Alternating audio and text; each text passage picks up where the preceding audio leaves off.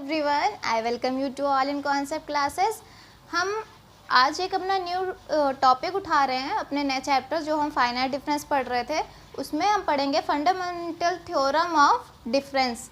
ये थोड़ी सी कॉम्प्लिकेटेड लगती है जब आप बुक से डायरेक्टली रीड करते हैं, बिकॉज उसमें बहुत अच्छे से एक्सप्लेन नहीं किया गया है and I have tried my best to explain you the best content. Okay, so आइए स्टार्ट करते हैं।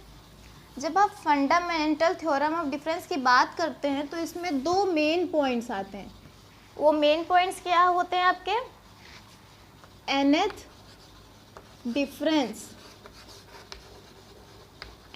डिफरेंस ऑफ fx और any इक्वेशन इज कांस्टेंट। समझ में आया friends? nth difference of fx is constant. इसका मतलब क्या होता है? nth डिफरेंस ऑफ fx मतलब ये जो इक्वेशन है वो भी क्या है? n डिग्री की है। सेकेंड पॉइंट क्या होता है इसमें? n plus 1th difference of fx is 0। यही दो मेन लाइंस होती हैं आपकी थ्योरम की। अब इन दोनों का मतलब बहुत अच्छे से समझिएगा, क्योंकि अगर आपको ये दोनों का मतलब समझ में आ गया, इतने से आपको थ्योरम क्लियर है। nth difference of fx is constant.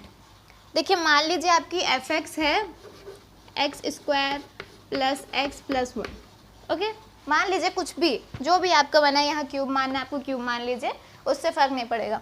मान लेते हैं ये क्या है आपकी fx है। इसका कहने का क्या मतलब? nth difference. इस nth डिफरेंस का मतलब है कि जब आप n टाइम्स इसको डिफरेंशिएट करेंगे, इस इक्वेशन को, मतलब जो भी इक्वेशन दी है उसको जब आप n टाइम्स डिफरेंशिएट करेंगे तब आपको जो वैल्यू मिलेगी वो कांस्टेंट होगी। समझ में आया?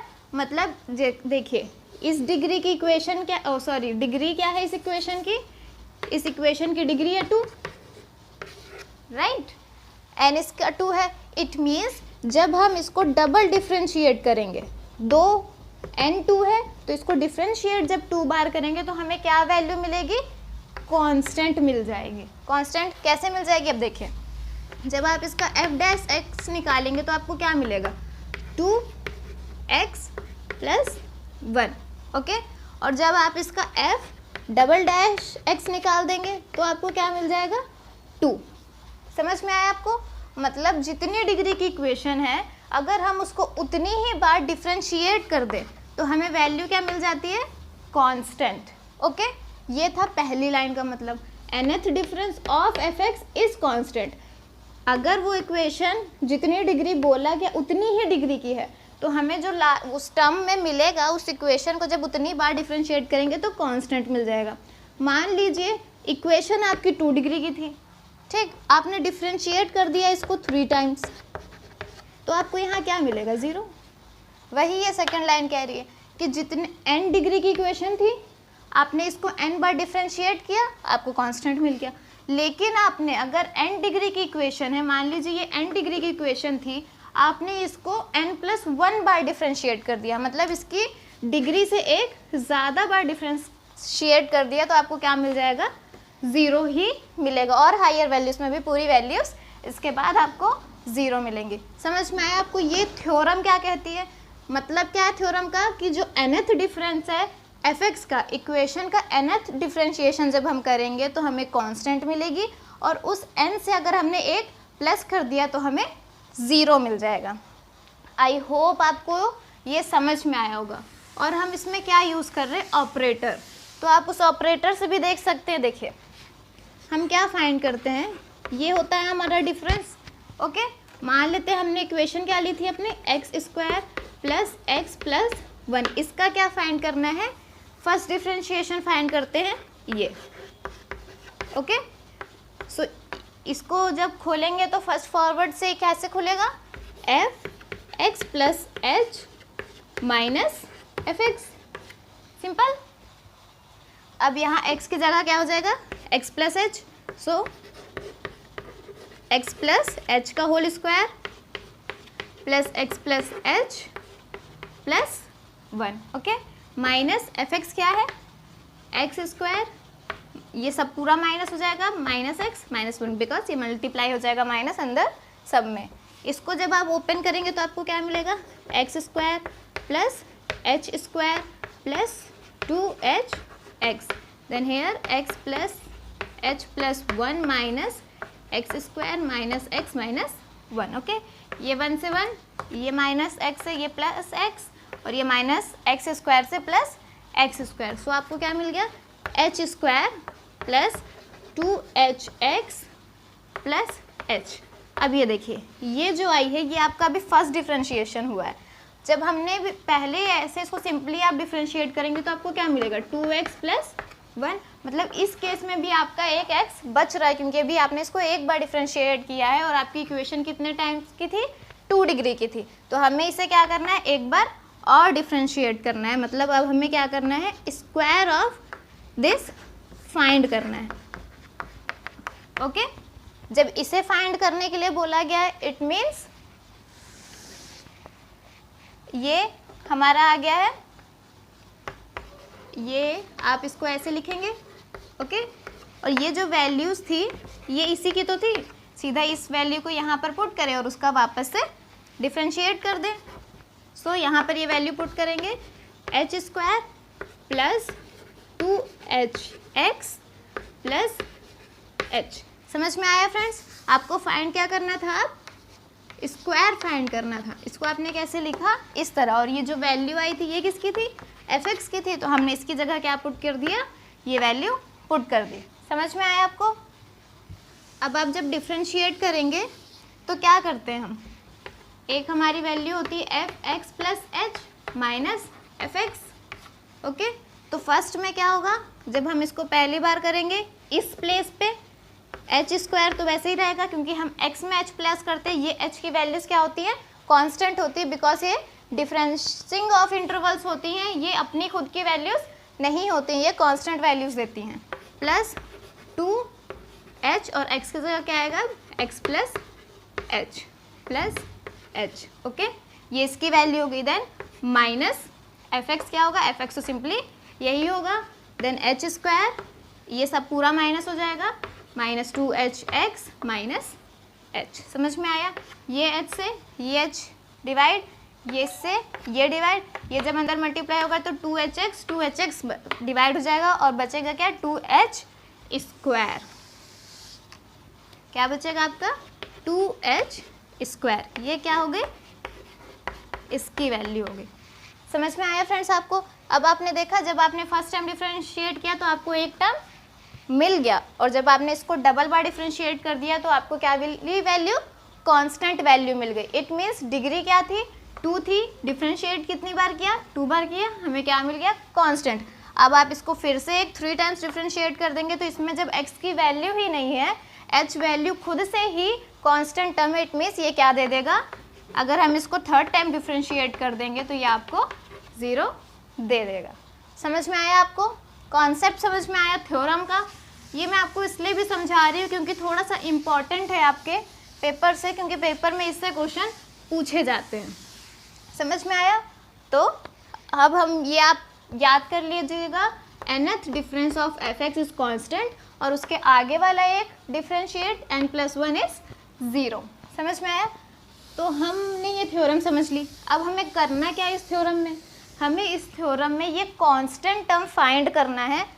और ये कांस्टेंट टर्म किसके लिए फाइंड करना है, ये कांस्टेंट टर्म हमें हमारी पॉलिनॉमियल इक्वेशन के लिए फाइंड करना है। ओके, सो लेट कर लीजिए आपकी कोई पॉलिनॉमियल इक्वेशन है। पॉलिनॉमियल इक्वेशन क्या है आपकी, a0 plus a1x plus a2x square till an x to the power n। थोड़ा आप x और मेरे n में कंफ्यूज मत होइएगा, बिकॉज सब सेम लगता है। सो ये आपकी क्या है, पॉलिनॉमियल इक्वेशन है। अभी आपको क्या करना है, इसका फर्स्ट डिफरेंस। और फ्रेंड्स याद रखिएगा, ये an किसी भी केस में 0 के इक्वल नहीं हो सकता। क्यों? क्योंकि अगर ये वैल्यू ही 0 हो गई तो ये आपको n-1 तक ही वैल्यूज़ देगा, मतलब ये n-1 में ही ख़त्म हो जाएगा, क्योंकि ये वैल्यू तो 0 हो गई। इट मीन्स कि ये वैल्यू कांस्टेंट ही नहीं हो पाएगी, क्योंकि ये n बार डिफ्रेंशिएट ही नहीं हो पाएगी, ये n-1 पे ही रह जाएगी, तो ये कांस्टेंट टर्म नहीं दे पाएगी। इसलिए ये कंडीशन याद रखिएगा कि an is not equal to 0। समझ में आया? अब क्या करते हैं, हम फर्स्ट डिफ्रेंशिएशन फाइंड करते हैं। वो कैसे फाइंड करेंगे, f of x plus H minus f x. पहले की कंडीशन में x प्लस एच कर देंगे x की जगह, दूसरे सेम यही वाला पूरा रीराइट कर देंगे। सो ये तो कांस्टेंट है, प्लस a1 x की जगह पे क्या आ जाएगा, x plus h, then plus a2 x square की जगह x प्लस एच का होल स्क्वायर। समझ में आया? वैसे ही इसकी वैल्यू क्या होगी, an x प्लस एच की होल पावर n। समझ में आया? माइनस fx की वैल्यू क्या है, सेम a0। अब ये सब अंदर की क्या हो जाएंगी, माइनस में चेंज हो जाएगी, a1x minus a2x square till an x की पावर n। समझ में आया फ्रेंड्स आपको? अब देखिए ये a0 से a0 कैंसिल, अब जब आप इसको अंडर मल्टीप्लाई करेंगे तो ये a1x से मल्टीप्लाई होके कट आउट, और ये a1h बचेगा। सिमिलरली इसके साथ होगा, सारे केसेस में होगा। तो हमको वैल्यू क्या मिलेगी, यहाँ से मिलेगी a1h प्लस a2 इसमें से कॉमन कीजिए, अंदर क्या मिल गई आपको, x plus h whole square minus x square. समझ में आया? वैसे ही आगे की वैल्यूज मिलेगी क्यूब में, और वैसे ही लास्ट टाइम हमें क्या मिल जाएगा, an बाहर एंड अंदर x प्लस एच की पावर n माइनस, ये माइनस था, x की पावर n। समझ में आया फ्रेंड्स आपको? ये आपको क्या मिल गई, आपकी इक्वेशन मिल गई। अब देखिए इस टर्म को मतलब जितनी भी कांस्टेंट टर्म मिलेंगे इसमें, मतलब जिनमें कोई x के हायर पावर की वैल्यू या x की वैल्यूज कुछ नहीं होंगी, उन्हें हम क्या मान लेते हैं, b1। मतलब ये सारी कांस्टेंट टर्म्स हैं। फिर उसके बाद b2 मान लेते हैं, जब ये सारी वैल्यूज अंदर की खुलेंगी और उनमें जितनी x के टर्म्स होंगे, मतलब जिसमें केवल x का टर्म होगा, h तो कांस्टेंट है, इट मीन्स हमें x का ही टर्म मिलेगा, या तो वो पावर 1 होगी, पावर 2 होगा, पावर 3, वॉटेवर। सो हमें जब भी x की +1 पावर मिलेगी तो वो इसके साथ आएगी, ठीक। फिर वैसे ही b3 लीजिए, जो कि x की स्क्वायर के लिए वैल्यूज देंगे। समझ में आया? इसमें जितनी भी x की वैल्यूज होंगी उनको हमने b2x मान लिया, जितने x स्क्वायर की वैल्यूज होंगी उनको b3x स्क्वायर मान लिया। समझ में आया? समझ में आया आपको? ये ऐसे ही हमने सारे b3 b4 अपने मन से एज्यूम किए हैं, ये है नहीं। और लास्ट टर्म में यहाँ पर क्या मिलेगा फ्रेंड्स आपको, यहाँ पर आपको याद हो तो इसमें आपको कुछ हिंट है, इसमें बायनॉमियल थ्योरम यूज़ होगी। बायनॉमियल थ्योरम मैं आपको बताती हूँ पहले आएगा क्या, n a n h x to the power n-1, ये आएगा वैल्यू। इसी पे आपकी पूरी थ्योरम बेस कर रही है। अब सबसे बड़ा क्वेश्चन तो यही है कि ये आया कहाँ से, मतलब ये कहाँ से आया। सो मैं आपको बताती हूँ जल्दी जल्दी, क्विक। ये फ्रेंड्स हम इसको बायनॉमियल थ्योरम से ओपन करेंगे। तो चलिए आइए, आपको ये समझ में आया fx, फिर हमने क्या फाइंड किया, उसका फर्स्ट फॉरवर्ड डिफरेंस फाइंड किया, प्रोसेस किया, and we get this value. But from where we get this value, we get this value from the binomial equation and we are going to solve it from that theorem। देखिए इसको लीजिए आप, ये क्या है आपकी a n जो बाहर है, then x plus h whole power n minus x की पावर n। समझ में आया आपको? ये देखिए अब आप बायनॉमियल थ्योरम इसमें लगाएंगे तो इस टर्म पे पहले लगाइए, इस टर्म पे, तो इस an आपका सिमिलरली बाहर ही रहेगा। x प्लस एच के ऊपर जब आपने बायनॉमियल थ्योरम अप्लाई की, सो यू विल गेट, पहली वैल्यू क्या होती है, n c0 x की पावर n, समझ में आया? तो इसकी वैल्यू क्या होती है, इसकी वैल्यू 1 होती है, तो हमें यहाँ क्या मिलेगा, x की पावर n मिलेगा। ओके, देन आगे चलेंगे तो n c1, okay, then x की पावर क्या होगी, n माइनस 1 एंड h की पावर 1। ओके, सिमिलरली आगे जाएंगे n c2, देन x की पावर n माइनस, इसकी पावर n माइनस 1, सॉरी, इसकी पावर n माइनस 2, h की पावर 2। समझ में आया? ऐसे ही लास्ट तक जाएंगे। ओके, और इसमें इसकी वैल्यू क्या रहेगी, इसकी वैल्यू माइनस xn ही रहेगी। समझ में आया आपको? इतना क्लियर हुआ? अब आप सिंपली क्या करिए, देखिए मैंने आपको पहले जितने भी लेक्चर्स पढ़ाए हैं उनमें एक कॉमन बात बताई है कि जब हम इंटरवल के बीच के डिफरेंस का स्क्वायर कर देते हैं तो उसकी वैल्यू बहुत ज़्यादा छोटी हो जाती है, मतलब इतने कि वो आपके आंसर पे डायरेक्टली ज़्यादा कुछ इफेक्ट नहीं डाल पाती है। मतलब जब आप इसका स्क्वायर करेंगे, क्यूब करेंगे, क्वार्ट करेंगे, तो आप समझ सकते हैं कि अगर डिफरेंस 0.0001 इतनी है, इसका स्क्वायर और क्यूब कर देंगे तो ये कितनी ज़्यादा छोटी हो जाएगी। जब ये उतनी वैल्यू बहुत छोटी हो जाती है तो हम उसको क्या कर देते हैं, नेग्लेक्ट कर देते हैं कि ये हमारे आंसर पे ज़्यादा इफेक्ट नहीं डालेगी। सो हम पहले इसको ओपन करते, ये तो इससे कट हो जाएगा। ओके, इस वैल्यू को जब सॉल्व करेंगे तो कॉम्बिनेशन का फॉर्मूला क्या होता है, n फैक्टोरियल अपॉन ये 1 फैक्टोरियल ब्रैकेट में n माइनस 1 फैक्टोरियल। ओके, तो ये ओपन होगा आगे, सो n माइनस 1 फैक्टोरियल, ये 1 फैक्टोरियल का कोई मतलब नहीं है, n माइनस 1 फैक्टोरियल, ये डिवाइड हो गया, आपको मिला क्या, n, मतलब nc1 की जगह पे हम क्या लिखेंगे, n लिखेंगे। समझ में आया आपको? ये है nc1 की वैल्यू या c की कॉम्बिनेशन में वैल्यूज कैसे फाइंड करते हैं। सो ये क्या आ गई, n। ओके, देन x की पावर क्या है, n माइनस 1 और h ये आ गया। ये सारी वैल्यूज हम नेग्लेक्ट करेंगे। क्यों नेग्लेक्ट करेंगे? बिकॉज ये हमारे आंसर पे ज़्यादा फर्क नहीं डालेंगे, बिकॉज ये बहुत ही स्मॉल हो गई हैं। ठीक, हमने इनको छोड़ा, ये डिवाइड हो जाएंगे क्योंकि ये an इससे मल्टीप्लाई होगा और ये an क्या है, टोटल के बाहर है, ये an टोटल के बाहर था तो ये पूरे से मल्टीप्लाई होके कट जाएगा। ये जब इससे मल्टीप्लाई होगा तो क्या बचेगा, an। समझ में आया आपको? ये an कहाँ से आया, मतलब ये पूरा टर्म, इसको जो हमने ऐसे लिख दिया वो कैसे लिख दिया। समझ में आया आपको? बायनॉमियल थ्योरम काफ़ी जगह यूज़ हो रही है, आप प्लीज़ इसको पढ़ लीजिए तो आपको हेल्प करेगी। समझ में आ गया? आपको ये वैल्यू मिल गई।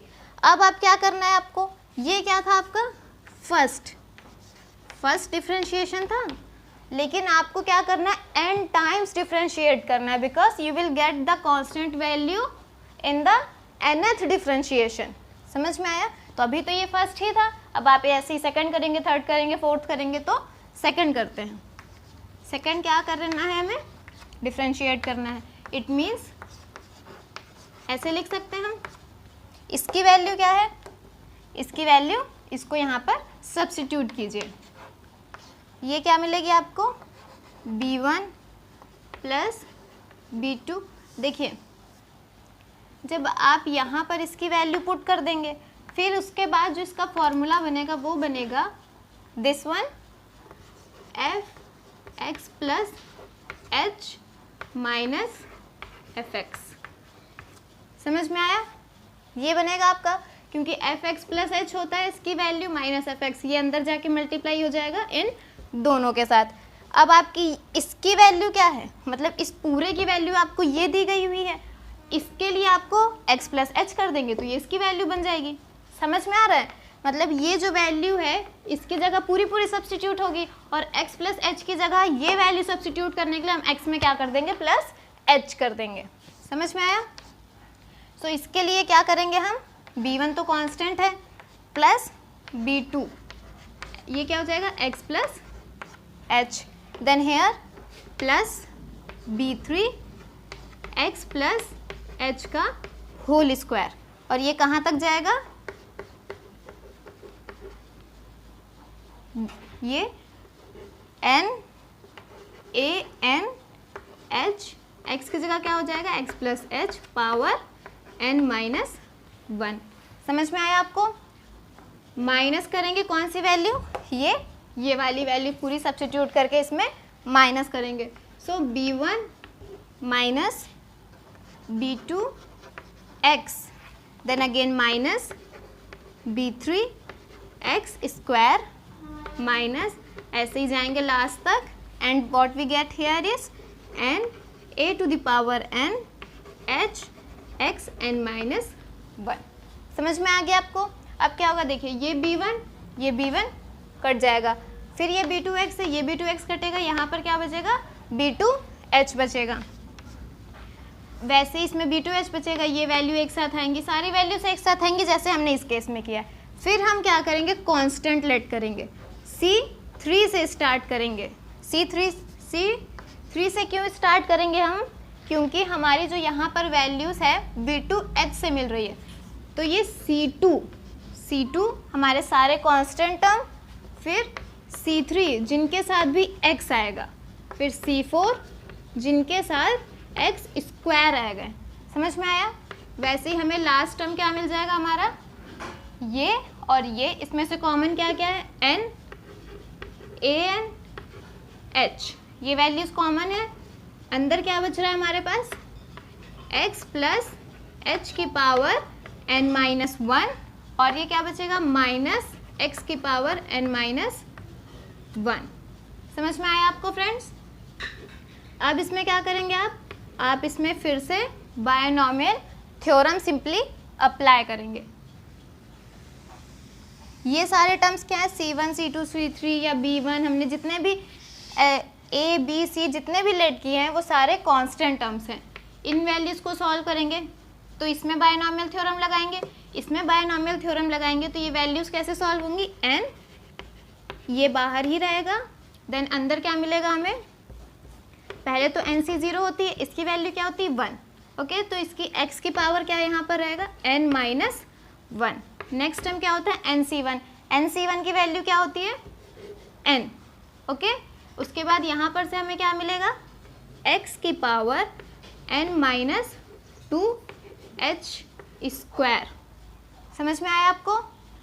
फिर वैसे ही प्रोसीड करते जाएंगे, लास्ट में हमें एक ये वैल्यू भी मिलेगी, दिस इज योर x की पावर n माइनस 1। ये वैल्यू इससे कट डाउन हो जाएगी, सिर्फ हम इस वैल्यूज़ को लेके चलेंगे। क्यों?